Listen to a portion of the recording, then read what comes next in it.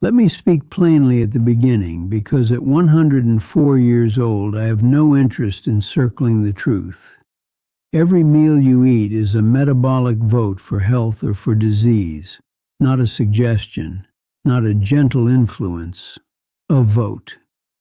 And when you cast that vote 3 times a day, year after year, decade after decade, you are shaping the internal government of your body, whether you realize it or not. I did not reach this age by luck, and I did not outrun death through miracles. I simply understood something early that most men ignore until it is too late. Metabolism listens. It responds. It adapts. Feed it chaos, and it becomes chaotic. Feed it stability, and it becomes resilient. The body is not neutral territory. It is responsive tissue governed by signals. One heavy, sugary meal will not destroy you. One clean, balanced plate will not save you. But repetition is merciless. Thousands of meals accumulate into patterns of insulin spikes or insulin control. Thousands of choices become either chronic inflammation or steady repair. This is not philosophy, it is physiology. When I say vote, I mean accumulation. One ballot does not decide an election, but over 40, 50, 60 years, those ballots determine leadership. In the same way, your meals determine whether inflammation governs you or repair governs you, whether your cells become insulin resistant or insulin sensitive, whether your arteries stiffen or remain flexible. You are not helpless. Genetics may load the gun, but metabolism pulls the trigger repeatedly through daily input. I learned that I was participating in my future health every time I sat down at the table. And once I understood that, I stopped eating casually. I began eating deliberately. When I was a younger man, I believed strength came from endurance alone. Work hard. Eat whatever is convenient. Sleep when you can. That was the culture of my generation. We admired men who ignored their bodies. We called it toughness. But toughness without biological awareness is simply delayed damage. What I came to understand is that metabolism is not a passive furnace that burns whatever you throw into it. It is an adaptive signaling network. Every time you eat, you trigger hormonal cascades. Insulin rises or stays stable. Cortisol shifts. Inflammatory markers increase or calm. Mitochondria either operate efficiently or struggle under excess substrate. The body is constantly interpreting input. Consider insulin signaling. When you repeatedly flood the bloodstream with refined sugars and rapidly absorbed carbohydrates, insulin spikes sharply. Over time, cells defend themselves against that excess by becoming less responsive. This is insulin resistance. It does not appear overnight.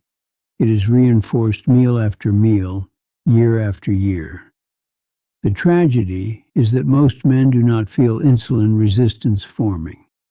They feel normal until blood tests say otherwise.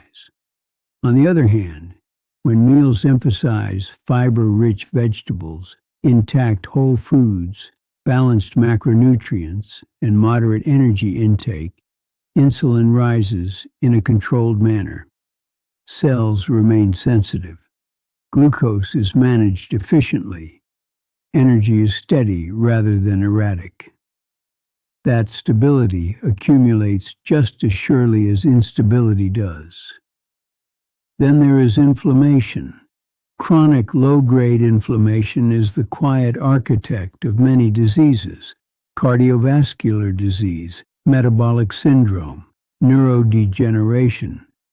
Highly processed foods, excessive omega-6 fats without balance, Repeated overeating and constant blood sugar spikes promote inflammatory pathways. Cytokines increase. Oxidative stress rises. The body shifts from repair mode into defense mode.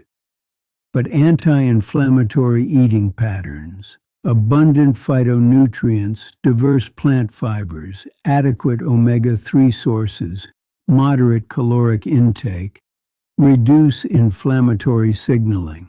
This is not mystical. It is biochemical. Antioxidant compounds neutralize free radicals. Fiber feeds beneficial gut bacteria. The microbiome produces short-chain fatty acids that support metabolic health and reduce inflammation. You may not see this happening. You may not feel it after one meal. But repetition is relentless. Oxidative stress deserves attention as well. Every cell produces reactive oxygen species during energy production. That is normal. But excessive caloric intake, poor nutrient quality, and chronic metabolic overload increase oxidative burden beyond the body's repair capacity. DNA damage accumulates. Mitochondrial efficiency declines. Cellular aging accelerates. When I began to understand mitochondrial health, I changed my habits deliberately. Mitochondria are not merely energy factories, they are regulators of cellular survival. They respond to nutrient density, caloric moderation, and physical activity. When fed excessive energy without sufficient micronutrients, they function inefficiently. When provided nutrient-dense, whole foods in reasonable quantities combined with movement, they thrive. Hormonal regulation follows the same principle. Chronic overeating and metabolic instability disrupt leptin and ghrelin signaling. Hunger cues become distorted. Satiety signals weaken. The brain no longer accurately reads the body's energy status. That is how men gain weight without understanding how it happened. But balanced meals, eaten with awareness and consistency, maintain hormonal clarity. Hunger becomes reliable. Satiety becomes recognizable. The body returns to internal order. The microbiome may be the most underappreciated participant in this metabolic democracy. Trillions of microorganisms inhabit the gut. They are not passive passengers. They are metabolic collaborators. Diet shapes their composition. Diet shapes their output. A fiber-poor, highly processed diet promotes microbial imbalance. Diversity decreases. Inflammatory metabolites increase. Conversely, a diverse intake of plant fibers, legumes, vegetables, fruits, nuts, and seeds cultivates microbial diversity. Beneficial bacteria produce compounds that improve insulin sensitivity, regulate inflammation, and even influence mood and cognition. In that sense, every meal is not only feeding you, it is feeding your microbial partners. Now understand what this means over decades. If you consistently vote for inflammatory foods, insulin spikes, oxidative overload, and microbial imbalance, your body adapts to that pattern. It becomes efficient at dysfunction. Chronic disease does not descend suddenly like lightning. It is metabolically rehearsed.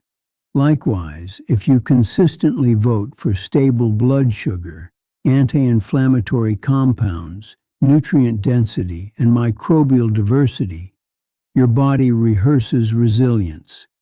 It strengthens repair mechanisms. It maintains vascular flexibility. It preserves metabolic sensitivity. This is why the title is not metaphorical poetry. It is structural biology. I have watched friends dismiss these principles as trivial. It's just food, they would say. but food is information. Macronutrients provide energy, yes, but micronutrients provide regulatory signals. Fiber provides microbial substrate. Phytochemicals modulate gene expression. Caloric excess alters hormonal tone. You are never eating in isolation. You are sending instructions. Let me be precise. This does not mean that one dessert is a declaration of disease. It means that habitual patterns become physiological commitments. Your cells adapt to what you repeatedly provide. By my 70s, I noticed something striking. Many men my age complained about fatigue, stiffness, cognitive fog. They accepted it as inevitable aging. But I had spent decades stabilizing metabolic input. My blood sugar remained controlled. My inflammatory markers stayed low. My body weight was stable. I did not feel invincible, but I felt steady. Aging is unavoidable. Metabolic collapse is not always inevitable. This is where responsibility enters the picture. The metaphor of voting implies participation. You may inherit certain risks. Genetics may predispose you, but gene expression is influenced by environment, and food is a primary environmental input. Epigenetic mechanisms respond to nutrient availability, stress levels, and metabolic state. You are not powerless. At 104, I do not claim perfection. I claim consistency. I did not chase extreme diets. I did not rely on supplements to compensate for neglect. I respected repetition. I treated meals as structural decisions. The body keeps score quietly, and over time, it tallies every vote. By the time I reached 80, I had buried enough friends to understand a hard truth. Most decline is not dramatic. It is cumulative. No man wakes up one morning and says, "Today I will become insulin resistant. Today I will inflame my arteries. Today I will dull my cognition." It happens invisibly, through repetition, through comfort, through the illusion that small decisions do not matter. Let me explain what I mean by trajectory. When you repeatedly vote for high sugar, high refined, hyper palatable foods, you are not merely adding calories. You are training your metabolism to expect constant stimulation. Dopamine spikes reinforce craving. Insulin surges become routine. Fat storage pathways activate efficiently. Over time, the body becomes skilled at storing rather than burning. That is metabolic directionality. When you repeatedly vote for whole, intact foods, foods that require chewing, digest slowly, deliver fiber, micronutrients, and moderate energy, you train the opposite system. Blood sugar rises gradually. Insulin performs its role without panic. Satiety hormones signal clearly. Fat oxidation remains accessible. That is also directionality. Metabolism is not static. It is educated. I want you to understand something critical. Your cells are adaptive learners. Expose them repeatedly to metabolic chaos, and they build defenses that look like disease. Insulin resistance is a defense against excessive glucose. Elevated triglycerides are a response to surplus energy. Chronic inflammation is a reaction to persistent metabolic stress. The body is trying to cope, but coping, when prolonged, becomes pathology. Now let us speak about arteries. Cardiovascular disease is often described as fate or bad luck. But endothelial cells, the cells lining your blood vessels, respond intimately to what circulates in your bloodstream. Frequent spikes in blood glucose damage endothelial integrity. Oxidized LDL particles infiltrate vessel walls when inflammation is high. Plaques do not appear randomly. They develop in environments repeatedly exposed to metabolic insult. On the other hand, stable blood sugar, lower inflammatory load, adequate antioxidant intake, and healthy lipid patterns support endothelial resilience. Nitric oxide production remains efficient. Blood vessels maintain flexibility. Circulation remains dynamic. That is not motivational language. It is vascular biology. Cognition follows similar principles. The brain is metabolically demanding tissue. It requires stable glucose delivery and efficient mitochondrial function. Chronic insulin resistance does not stop at muscle and liver. It influences the brain as well. Some researchers even describe certain neurodegenerative patterns as forms of brain insulin resistance. I have seen men dismiss diet as irrelevant to mental sharpness. Yet I maintained cognitive engagement into my 90s, not by accident, but by preserving metabolic stability. Stable blood sugar supports consistent energy to neurons. Anti-inflammatory nutrition reduces neuroinflammation. Diverse plant intake supports gut-brain signaling through microbial metabolites. The microbiome again deserves emphasis. When dietary diversity decreases, microbial diversity often decreases. A less diverse microbiome is associated with metabolic dysregulation and increased inflammatory signaling. A fiber-rich diet, however, fosters microbial communities that produce short-chain fatty acids like butyrate, compounds that strengthen gut barrier integrity, regulate immune response, and improve insulin sensitivity. This is how meals cast votes beyond visible weight. You may think body weight is the only scoreboard. It is not. You can appear thin and still vote metabolically for dysfunction through poor nutrient quality. Conversely, you can support metabolic resilience even while your weight changes slowly. Let me speak about oxidative stress once more. Aging involves accumulated cellular wear, but excessive oxidative damage accelerates that wear. Diets low in micronutrients and phytonutrients deprive the body of protective compounds that neutralize reactive oxygen species. Over time, DNA damage accumulates. Repair mechanisms become overwhelmed. Yet foods rich in colorful plant compounds, polyphenols, flavonoids, carotenoids, contribute to oxidative balance. These compounds influence gene expression related to antioxidant defense. They are not magic, they are modulators. They tilt the environment toward repair rather than decay. I also practiced caloric moderation without obsession. Chronic overconsumption strains mitochondrial capacity. Energy surplus forces storage pathways into overdrive. Hormonal systems lose sensitivity.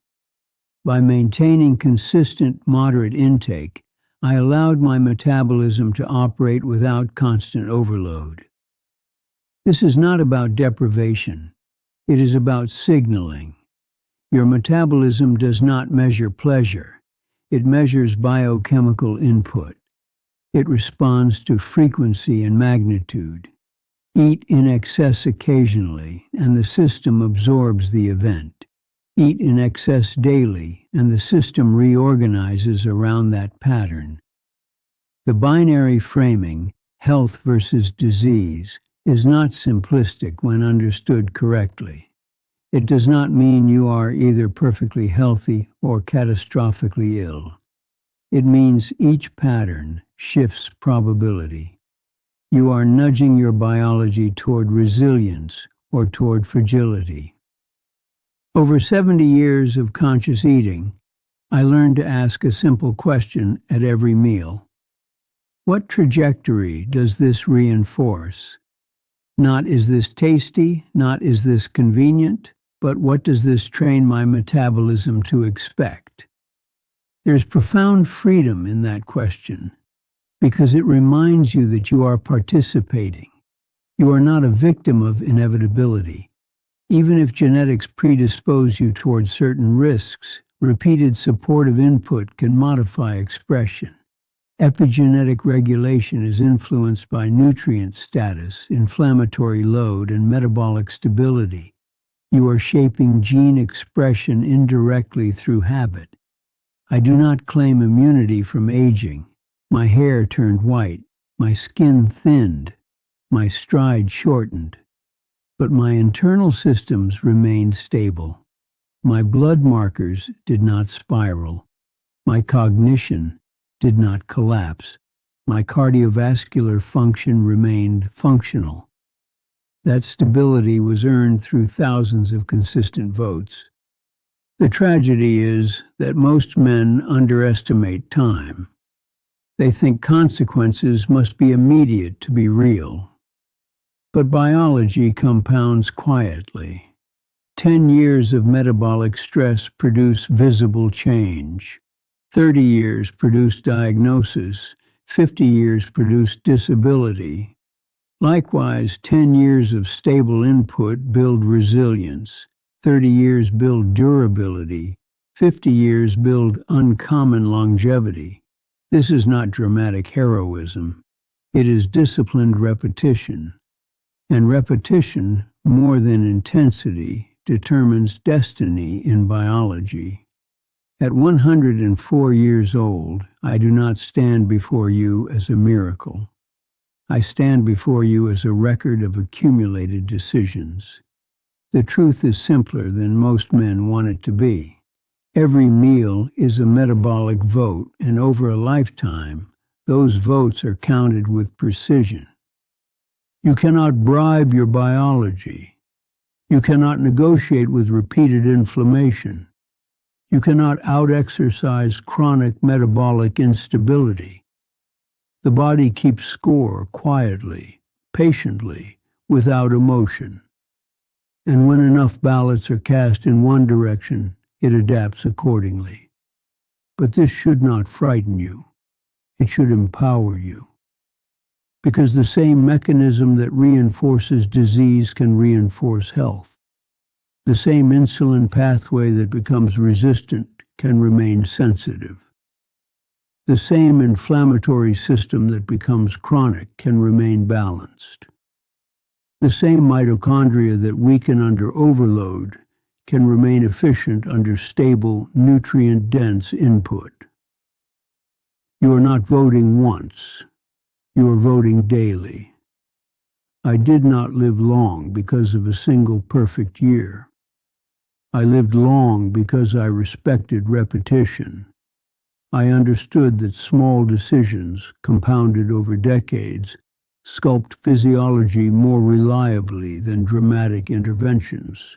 Genetics may whisper tendencies. Environment may apply pressure. But your fork participates in the outcome. Do not wait for symptoms to respect your metabolism. Do not wait for diagnosis to value stability. Begin now, not with extremism, but with consistency. Let your meals reflect deliberate alignment with repair, balance, and resilience. I have watched a century pass, empires shift, technology transform, medicine advance. Yet one principle remains unchanged. Biology responds to repeated input. Cast your votes wisely, because your body is always counting.